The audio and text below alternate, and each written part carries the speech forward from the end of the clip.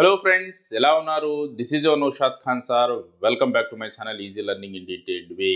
మరి friends, AP TET and డిఎస్సికి ఉపయుక్తంగా ఉండేటట్టుగా మ్యాథమెటిక్స్ ప్రీవియస్ పేపర్స్ యొక్క ఎక్స్ప్లెనేషన్ చూడడం జరుగుతుంది.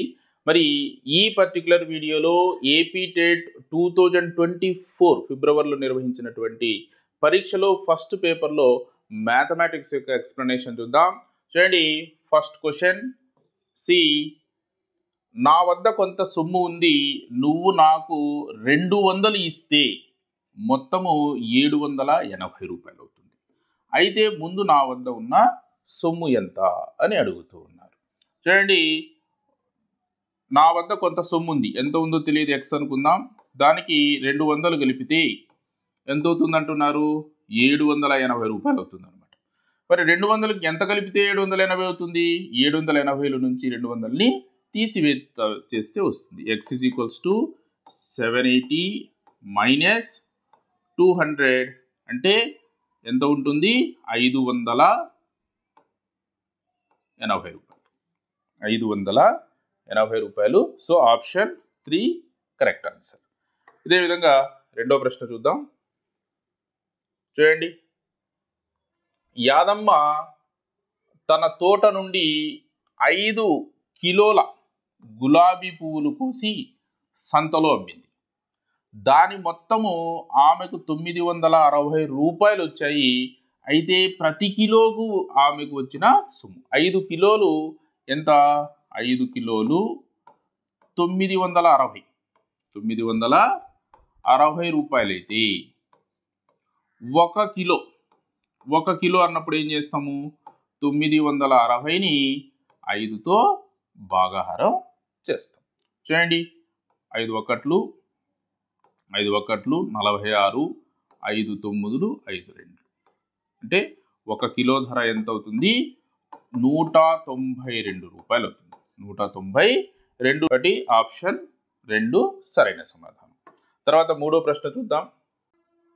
చూడండి, 93వ ప్రశ్న, సూక్ష్మీకరించుము అంటున్నారు. ఇక్కడ దీన్ని ఒక గుణకారం చేసి ఫైనల్ ఆన్సర్ రాయమంటున్నారు. కొట్టివేత చేయడానికి అవకాశం ఉంది కాబట్టి 7 ఒకట్లు 7 మైనస్ 2 కొట్టివేత జరుగుతుంది. అలాగే 5 ఒకట్లు 5 3 కొట్టివేత జరుగుతుంది. 3 3 9, 3 3 3 మూల 9, 1 9 కొట్టివేత జరుగుతుంది. అలాగే 4 మైనస్ ఒకట్లు 4 4 కొట్టివేత 2 మైనస్ ఒకట్లు 2 2. ఇక మనకు న్యూమరేటర్లో ఏమొస్తుంది చూడండి, లవంలో -1 ఇంటూ -1 ప్లస్ 1, కింద మనకు కేవలం 2 మాత్రమే ఉంది, 1/2. కాబట్టి ఆన్సర్ ఏమవుతుంది? ఆప్షన్ 1. తర్వాత నెక్స్ట్ 94వ ప్రశ్న చూద్దాం. 94వ ప్రశ్న మనకి ఇక్కడ ఏముంది చూడండి, ఇక్కడ కూడా ఒక z విలువ కనుక్కోమంటున్నారు. z/z ప్లస్ 15 4/9 అయితే z విలువ ఎంత అంటున్నారు. z/z plus 15 4/9. చూడండి, ఇక్కడ క్రాస్ మల్టిప్లికేషన్ అడ్డగుణకారం చేసినట్టయితే 9తో 9 into z 9z, 4తో 4z plus 4 15 60. మరి ఒకే రకమైనటువంటి పదాలు ఒకవైపు తీసుకెళ్దాం. చూడండి, 9z minus 4z is equals to 60. 9zలలో 4z వెళ్తే తీసివేత చేస్తే 5z 60 అయితే ఒక z ఎంత అవుతుంది? 12. ఒకటి ఆప్షన్ 2 కరెక్ట్ ఆన్సర్. తర్వాత 95వ ప్రశ్న చూద్దాం. 95. చూడండి, ఏ కనిష్ట సంఖ్యచే 1188ను భాగించిన భాగఫలము పరిపూర్ణ ఘనమవుతుంది. భాగఫలం పరిపూర్ణ ఘనమవుతుంది అంటున్నారు. మొదట మనం ఏం చేస్తామంటే దీన్ని 1188ని మనము ప్రధాన కారణాంకాల లబ్ధంగా రాసుకుందాం. 1188ని చూడండి ఏం రాయవచ్చు? ఇవి 2తో భాగించబడుతుంది కాబట్టి 2 5లు 11, ఇక్కడ 1 ఉంటుంది కాబట్టి 18, 2 9, 2 4. తర్వాత 2తో భాగించబడుతుంది 2 2లు 19 అవుతుంది. 2 9ల 18, 14, 2 7 14. ఇంకా 2తో భాగించబడదు, బహుశా 3తో భాగించబడుతుందేమో చూద్దాం. 2 1 9 11, 11 1 7 18. కాబట్టి 18 అనేది 3 గుణిజం కాబట్టి 3తో భాగించబడుతుంది. 3 9లు 27, ఇంకా 2 ఉంటుంది 27, 3 9లు 27. మళ్ళీ 3తో భాగించబడుతుంది. 3 33, తర్వాత 3తో 3 11. ఇక్కడ గమనించండి, ఇక్కడ దీని యొక్క ఘనం కావాలంటే 3 ఉండాలి మనకు. ఇక్కడ ఇవి 3 ఉన్నాయి, 3 ఉన్నాయి సరిపోయింది. కానీ 2 1 తక్కువ ఉంది, ఇక్కడ ఇది 1 ఉంది. ఇవి లేవనుకోండి కంప్లీట్గా, ఇవి లేకపోతే అప్పుడు ఇది పరిపూర్ణ ఘనం అవుతుంది. ఏదేది 2 2 11 అంటే 2 × 2 × 11 ఎంత అవుతుంది చెప్పండి? 4 44. అంటే 44తో మనం దీన్ని భాగాహారం చేసామనుకోండి, అప్పుడు భాగఫలంలో మనకి ఇది వస్తుంది. కాబట్టి ఇది పరిపూర్ణ ఘనం అవుతుంది. కాబట్టి 44 సరైన సమాధానం. తర్వాత ప్రశ్న చూద్దాం. 96 చూడండి, ఒక సంవత్సరంలో సీమ 1,50,000 సంపాదిస్తుంది. 1,50,000 సంపాదిస్తుంది మరియు 50,000 ఆదా చేస్తుంది. అందులో ఆదా 50,000 చేస్తే సీమ సంపాదించే డబ్బుతో పాటు ఆమె పొదుపు చేసే డబ్బుల నిష్పత్తి. సంపాదించే డబ్బు 1,50,000 ఈస్టు అలాగే పొదుపు చేసే డబ్బులు ఏమన్నారు, దాని యొక్క నిష్పత్తి 50,000. చూడండి, ఇక్కడ 0లకు కొట్టివేత చేద్దాం. ఇలా 4, ఇక్కడ 4 వెళ్ళిపోతాయి. సో 5 1 5 3 నిష్పత్తి. ఆప్షన్ 4. తర్వాత 97వ ప్రశ్న చూద్దాం. Convert 1/10 into percentage. 1/10ను శాతంలోకి మారిస్తే ఎంత వస్తుంది అంటున్నారు అనమాట. చూడండి, 1/10ని శాతంలోకి మార్చాలంటే ఏం లేదు, మనము 100తో గుణకారం చేయడమే. ఇంటూ 100 ఎంత వస్తుందో అదే దాని యొక్క పర్సెంటేజ్ వస్తుంది. చూడండి, 10 10 10% అవుతుంది, 10%. So option 1. తర్వాత 98వ ప్రశ్న చూడండి, ఒక వస్తువు ప్రకటన వెల 840 రూపాయలు అయితే అమ్మకపు వెల 714. ఇది ప్రకటన వెల, అమ్మకపు వెల. అయితే రుసుము శాతము ఎంత అంటే తగ్గింపు శాతము ఎంత అంటున్నారు అనమాట. చూడండి, ప్రకటన వెల 840, అమ్మకపు వెల ఎంత 714. మరి తగ్గింపు ఎంత తగ్గింపు వచ్చింది మనకు? తీసివేత చేస్తే తగ్గింపు వస్తుంది. ఇక్కడ 6 దశకం తీసుకుంటాం, 3లో 1 పోతే 2, తర్వాత 8లో 1 పోతే 126 రూపాయలు తగ్గింపు వచ్చింది. ఎన్ని రూపాయలకు గాను? 840 రూపాయలకు 840 రూపాయలకు 126 రూపాయలు తగ్గింపు. అయితే శాతము, రుసుము శాతం అంటే ఇదే ఒకవేళ ప్రకటనలో 100 రూపాయలు అయితే ఎంత తగ్గింపు అవుతుంది అని ప్రశ్న అన్నమాట. ఇప్పుడు 126 రూపాయలు ఎంతకు? 840 రూపాయలకు 126 రూపాయలు తగ్గింపు. అయితే 100కి అయితే ఎంత అన్నప్పుడు ఇంటూ 100తో హెచ్చింపు చేస్తాం. చూడండి, కొట్టివేత చేసి చూద్దాం. 0లు క్యాన్సిల్ అవుతాయి. ఇవి 2 గమనించినట్టయితే 14తో 14 6లు, 14 9లు 126, 3తో 3 2లు, 3 3లు, 2 1లు 2 5, 3 5ల 15%. ఆప్షన్ 4. తర్వాత 99వ ప్రశ్న చూద్దాం. 99 చూడండి, ఇక్కడ 2 సంవత్సరాలలో 56,000 మొత్తము పై వచ్చిన వడ్డీ 280 రూపాయలైనా వడ్డీ రేటు ఎంత? వడ్డీ రేట్ ఆఫ్ ఇంట్రెస్ట్ ఎంత అంటున్నారు అనమాట.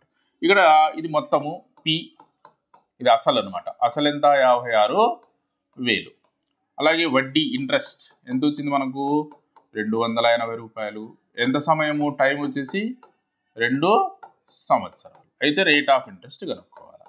రేట్ ఆఫ్ ఇంట్రెస్ట్ సూత్రం ఏముంది మనకు? I = PTR/100. దీనిలో ప్రతిక్షేపణ చేద్దాం. I ఎంత ఉంది మనకు? 280 = P ఎంత? 56,000 టైం 2, R తెలియదు అలాగే రాస్తాం, ఇంటూ 100. కొట్టివేత చేయండి, 2 0లు క్యాన్సిల్ అవుతుంది. అలాగే ఈ 2తో దీన్ని మనము భాగాహారం చేయొచ్చు. 2 1లు 2 14 అంటే 140. ఇక్కడ R కావాలా మనకు? R = ఈ 160 ఇటువైపు హెచ్చింపు చేస్తుంది, ఇటువైపుకి వస్తే భాగాహారం చేస్తుంది. 140/560. సో 14 1లు 14 అంటే 1/4%. 1/4% అనేది ఇక్కడ లేదు. అయితే డెసిమల్స్లో ఇచ్చాడు. 1/4 అంటే ఎంత? పావలా. 0.25%. ఆప్షన్ 2. తర్వాత నెక్స్ట్ 100వ ప్రశ్న చూద్దాం. చూడండి, ఇక్కడ సింపుల్ ఫార్మ్ ఆఫ్ సూక్ష్మ రూపంలో రాయండి అంటున్నారు. దేనికి? 1/4 + 0/4. 0/4 అంటే ఎంత? ఇది 0 అంటే 1/4 + 0. 1/4 + 0 ఎంత? 1/4. So option 1. తర్వాత 101వ ప్రశ్న. Find the mode of the data. దత్తాంశం యొక్క బాహుళకం కనుక్కోండి అంటున్నారు. బాహుళకం అంటే ఏమి? అనేక సార్లు, ఎక్కువ సార్లు వచ్చినటువంటి విలువ. ఏది వచ్చింది చూడండి, ఇక్కడ గమనిస్తే మనకు ఇక్కడ 14 1 2 3 సార్లు కనబడుతుంది. మరి ఏది కూడా 3 సార్ల కన్నా ఎక్కువ లేదు. 13 2 సార్లు, 12 2 సార్లు. ఓకే, సో 14 అనేది దీని యొక్క బాహుళకం అవుతుంది. ఆప్షన్ 4. తర్వాత ప్రశ్న చూడండి, 102. పొడవు 5 సెంటీమీటర్లు, వెడల్పు 3 సెంటీమీటర్లు గల దీర్ఘచతురస్ర చుట్టుకొలత. దీర్ఘచతురస్ర చుట్టుకొలతకు సూత్రం ఏమి? దీర్ఘచతురస్ర చుట్టుకొలత అంటే 2 ఇంటూ పొడవు ప్లస్ వెడల్పు. కాబట్టి 2 ఇంటూ పొడవు ఎంత? 5, వెడల్పు ఎంత? 3. 5 + 3 8. సో 2 8 16 సెంటీమీటర్లు. Option 3 correct answer. నెక్స్ట్ ప్రశ్న చూద్దాం. 103. ఇక్కడ ఏమన్నారు చూడండి, ఒక లంబకోణ త్రిభుజంలో 2 భుజాల పొడవులు సమానంగా ఉన్న ఆ త్రిభుజము. ఒక లంబకోణ త్రిభుజము అంటే 90 డిగ్రీలు ఉంటుంది ఒక కోణము. ఈ భుజం అన్నిటికన్నా పెద్దగా ఉంటుంది. అవి కాకుండా మిగిలిన ఈ 2 ఉన్నాయి, ఇవి 2 సమానంగా ఉంటాయి అన్నమాట. ఇవి 2 సమానంగా ఉంటే దాన్ని ఏమంటాం మరి? లంబకోణ సమద్విబాహు త్రిభుజం. లంబకోణ సమద్విబాహు త్రిభుజము. ఆప్షన్ 2. తర్వాత ప్రశ్న 104. ఘనము యొక్క తలముల సంఖ్య. అంటే క్యూబ్ ఉంది కదా, క్యూబ్ మనము క్యూబిక్ ఆడతాం కదా, దానికి సంబంధించి దానికి ఎన్ని తలాలు ఉంటాయి చూడండి. 4 వైపులా 4 ఉంటాయి. ఇప్పుడు మన గది అనుకోండి, గది ఘనాకారపు, దీర్ఘఘనం కానీ సమఘనం కానీ. 4 గోడలు ఉంటాయి, 4 తలాలు. పైన ఒక తలము, కింద నేల ఒక తలం. మొత్తం ఎన్ని తలాలయ్యా? మొత్తం 6 తలాలు. So option 3 correct answer. Next ప్రశ్న 105వ ప్రశ్న చూడండి. త్రిభుజంలో 2 కోణాల మొత్తం 125 అయినా 3వ కోణం ఎంత? ఒక త్రిభుజంలో 3 కోణాలు 1 2 3 3 కోణాలు కలిపితే ఎంత ఉంటుంది అంటే 180 డిగ్రీలు. ఇందులో 2 కోణాలు వచ్చేసి 125 అన్నారు. 2 కోణాలు 125. మూడో కోణం తెలియదు కాబట్టి x అనుకోండి. అంతా కలిపితే ఎంత ఉండాలో? 180 ఉండాలి. 125కి ఎంత కలిపితే 180 అవుతుంది? x ఎంత ఉండాలంటే 55 డిగ్రీలు. అంటే 180లో 125 తీసేస్తే 55. So option 1. తర్వాత 106వ ప్రశ్న. కోణము యాంగిల్ AOBలో శీర్షం. యాంగిల్ AOB ఈ విధంగా రాస్తాం. AOB చూడండి, దీన్ని ఏమంటామంటే దీన్ని కోణ శీర్షం. ఇది శీర్షం అవుతుంది. AOBలో మధ్యలో ఏదైతే వస్తుందో అదే దీని యొక్క శీర్షం అవుతుంది. కాబట్టి ఆప్షన్ 2. తర్వాత 105 చూడండి, ఇక్కడ తీసివేత చేయమంటున్నారు. ఏది? 5PQ - 2PQ² + 5P²Q నుండి ఈ మొత్తాన్ని తీసివేయండి అంటున్నారు. మొదటిది రాసుకుందాం. 5PQ - 2PQ² + 5P²Q. ఇందులో నుంచి రెండవది తీసివేత చేసేటప్పుడు ఇందులోని పదాలు గుర్తులు మారుతాయి. చూడండి, ఇందులో ఫస్ట్ PQలు ఎక్కడ ఉన్నాయి చూడాలి. ఇక్కడ ఉన్నాయి. -3 PQలు ఉన్నాయి. తీసివేత చేస్తున్నాం కాబట్టి ప్లస్ అవుతుంది. +3PQ. తర్వాత నెక్స్ట్ PQ²లు ఇక్కడ ఉన్నాయి. +5 ఉన్నాయి కాబట్టి ఇది -5 అని రాస్తాం. -5 PQ². ఇది తర్వాత P²Qలు 4 ఉన్నాయి. +4 కాబట్టి -4 P²Q. చూడండి, ఇక్కడ 5 1 3 8 PQ, మొత్తం -7 PQ². ఇవి 1 P²Q. 8 PQ అన్నింటిలో 8 PQ ఉంది. -7 PQ². తర్వాత ప్లస్ ఇది. సో ఆప్షన్ 1 సరైన సమాధానం. తర్వాత ప్రశ్న చూద్దాం. 108 ఫ్యాక్టరైజ్ కారణాంకాలుగా రాయమంటున్నారు. దేన్ని చూడండి, L plus M whole square minus 4lm యొక్క కారణాంకాలు. చూడండి, L plus M whole square ఏం రాస్తాము, L square plus M square plus 2lm minus 4lm ఏమవుతుంది ఇది, L square plus M square 2lm minus 4lm minus 2lm అంటే ఇదేమవుతుంది, L minus M whole square. So option 3 సరైన సమాధానం.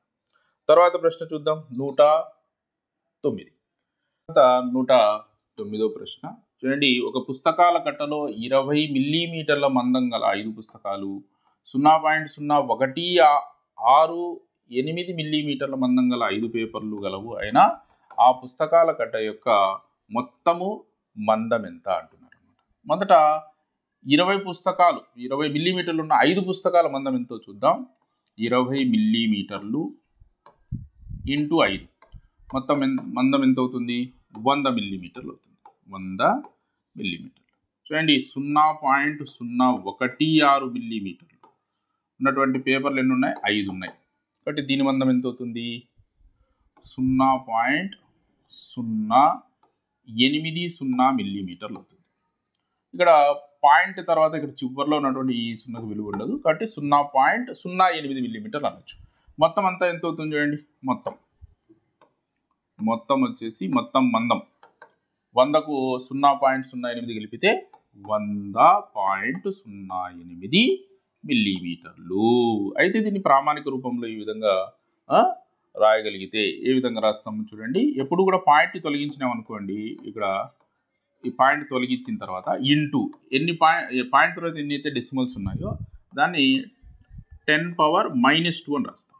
10⁻⁻2 తర్వాత ఇప్పుడు పాయింట్ పెట్టాల్సి వచ్చింది అనుకోండి, ఎందుకంటే దీని విలువ ఎప్పుడు కూడా 1 కన్నా తక్కువ ఉండాలి. ఇక్కడ దాదాపు 10,008 ఉంది కాబట్టి దీన్ని ఏం చేస్తాం మరి అంటే 1.0008 అంటే ఎన్ని పాయింట్ తర్వాత 4 అంకెలు వచ్చాయి కాబట్టి ఇంటూ 10⁻⁴ అని రాస్తాం. 10⁻⁴ అని రాస్తాం. ఇంటూ ఏముంది ఇక్కడ మనకు 10⁻⁻2 కాబట్టి 1.0008 ఇంటూ 10⁻⁴ ఇంటూ 10⁻⁻2 ఏమవుతుంది, 4 - 2 10⁻2. కాబట్టి ఇందులో సమాధానం ఏమవుతుంది, ఆప్షన్ 2 అవుతుంది.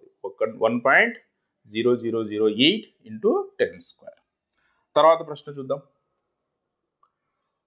110 ఇందులో AB విలువలు ఇచ్చారు. అయితే ఒక సమీకరణంలో దీన్ని ప్రతిక్షేపించి దాని విలువ కనుక్కోండి అంటున్నారు. A² ఏ ఎంత 2 2² plus AB 2 × -2 2 × -2 plus B² B అంటే ఎంత -2 హోల్ స్క్వేర్ 2² అంటే ఎంత 4 2 × -2 ఈజ్ -4 అండ్ ప్లస్ 4. సో ఇది ఏమవుతుంది, ఇది ఇక్కడికి 0 అవుతుంది. 0 + 4 is what, it is 4. So option 2 సరైన సమాధానం. తర్వాత చూడండి 111 ప్రశ్న. 111 ప్రశ్నలో ఏముంది చూడండి. ఇక్కడ రేష్మా ఒక షాంపూ ప్యాకెట్లో 5 మిల్లీలీటర్ల షాంపూ ఉందని గమనించింది. 400 మిల్లీలీటర్ల సీసాను నింపడానికి ఎన్ని షాంపూ ప్యాకెట్లు అవసరం? మొత్తం బాటిల్ వచ్చేసి 400, ఒక షాంపూ వచ్చేసి ఎంత ఉంది మనకు 5 మిల్లీలీటర్లు. భాగాహారం చేస్తే 5 80. సో 80 షాంపూ ప్యాకెట్లు కావాలి. తర్వాత 112 చూడండి. ఇక్కడ ఒక కారు 2.5 గంటలలో 90 కిలోమీటర్లు ప్రయాణం చేయగలదు. అదే వేగంతో 30 కిలోమీటర్లు ప్రయాణించడానికి పట్టు సమయము. ఇక్కడ చూడండి 90 కిలోమీటర్లు పోవడానికి 2.5 గంట పడుతుంది. 2 దీన్ని మనము 2 × 4 5/2 అని రాయొచ్చు. 5/2 గంటలు పడుతుంది. అదే 30 కిలోమీటర్లు పోవడానికి ఎంత సమయం పడుతుంది అంటున్నారు. 90 ఉండింది ఏమైంది 30 అయింది అంటే /3 మూడింతలు తగ్గింది కాబట్టి సమయం కూడా మూడింతలు తగ్గుతుంది. దీన్ని కూడా మనము 3తో భాగాహారం చేస్తే సరిపోతుంది. 5/2ని 3తో భాగాహారం డివైడెడ్ బై 3 దీన్ని మనం ఏం రాస్తాము 5/2 డివైడెడ్ బై తీసేసి ఇంటూ రాస్తాము 3ను 1/3 అని రాస్తాం 5 ఒకట్ల 5 5/6 గంటలు అవుతుంది 5/6 గంటలు. దీన్ని ఇక్కడ మనకు నిమిషాల్లో ఇచ్చారు కాబట్టి 1 గంట అంటే ఎన్ని నిమిషాలు 60 నిమిషాలు కాబట్టి 5/6 ఇంటూ 60 6 ఒకట్లు 6 పదులు 5 పదులు 50 నిమిషాలు 50 నిమిషాలు ఆప్షన్ 1 సరైన సమాధానం. తర్వాత 113 ప్రశ్న చూద్దాం. ఒక దీర్ఘగణం కొలతలు ఇచ్చారు. ఒక దీర్ఘగణం ఇది ఒక దీర్ఘగణము. దీని యొక్క కొలతలు ఇవ్వడం జరిగింది. ఏమి 6 5 4 అంటే పొడవు 6, తర్వాత వెడల్పు 5 సెంటీమీటర్లు, ఎత్తు 4 సెంటీమీటర్లు. ఇందులో భుజము 2 సెంటీమీటర్లు ఉన్న చిన్న సమఘనాలను ఎన్ని ఉంచవచ్చు? ఇందులో చిన్న చిన్న క్యూబ్స్ అనమాట. ఇలాంటి ఎన్ని ఉంచవచ్చు అని అడుగుతున్నారు అనమాట. దీనికి భుజం ఎంత 2 సెంటీమీటర్లు. అన్ని పొడవులు సమానంగా ఉంటాయి. అంటే దీని యొక్క ఘనపరిమాణము ఘనము యొక్క ఘనపరిమాణం 2 సమానం అవడానికి ఎన్ని అవుతే అవసరమో అన్నీ అని అర్థం అనమాట. దీని యొక్క ఘనపరిమాణం వాల్యూమ్ అంటే ఏం రాస్తాం మనము L into B into H 6 into 5 into 4 హెచ్చింపు ఏం చేయదండి అలాగే ఉంచండి. అలాగే దీని యొక్క ఘనపరిమాణం ఏమవుతుంది చూడండి V = 2 ఇంటూ 2 ఇంటూ 2. మరి దీంతో దీన్ని భాగాహారం చేస్తే కాబట్టి N = ఎన్ని కావాలంటే దీర్ఘగణం ఘనపరిమాణము డివైడెడ్ బై ఘనం యొక్క ఘనపరిమాణంతో భాగాహారం చేస్తే సరిపోతుంది అనమాట. చూడండి దీర్ఘఘనం యొక్క ఘనపరిమాణం ఏం రాస్తాము 6 ఇంటూ 5 ఇంటూ 4 డివైడెడ్ బై ఘనం యొక్క ఘనపరిమాణం ఏముంది 2 ఇంటూ 2 ఇంటూ 2 2 4 4 క్యాన్సిల్ అవుతుంది 2 ఒకట్లు 2 3 3 5 15 ఇలాంటివి మనం 15 ఈ దీర్ఘఘనంలో ఉంచడానికి అవకాశం ఉంది. కాబట్టి ఆప్షన్ 4 సరైనది. తర్వాత ప్రశ్న చూద్దాం. 114 చివరిది. ఇక్కడ రాహుల్ 44 సెంటీమీటర్ల పొడవు గల తీగను తీసుకొని దానిని వృత్తాకారంలో ఉంచాడు. ఇట్లా 44 సెంటీమీటర్లు ఉంది. దీన్ని ఏం చేసినాడు ఇట్లా ఉంచితే ఇట్లా ఒక వృత్తం ఏర్పడింది. ఓకేనా? ఆ వృత్తం యొక్క వ్యాసార్థము ఎంత అంటున్నారు. చూడండి దీని ఇక్కడ నుంచి కట్ చేసి ఇట్లా తీసుకున్నాం అనుకోండి ఇది దీనికి పొడవు సమానం అంట. అంటే తీగ యొక్క పొడవు తర్వాత వృత్తము యొక్క పరిధి చుట్టుకొలత అంటాం కదా దానికి సమానము. అంటే 2πr చుట్టుకొలతకు సూత్రం కదా = ఎంత అంటే 44 సెంటీమీటర్.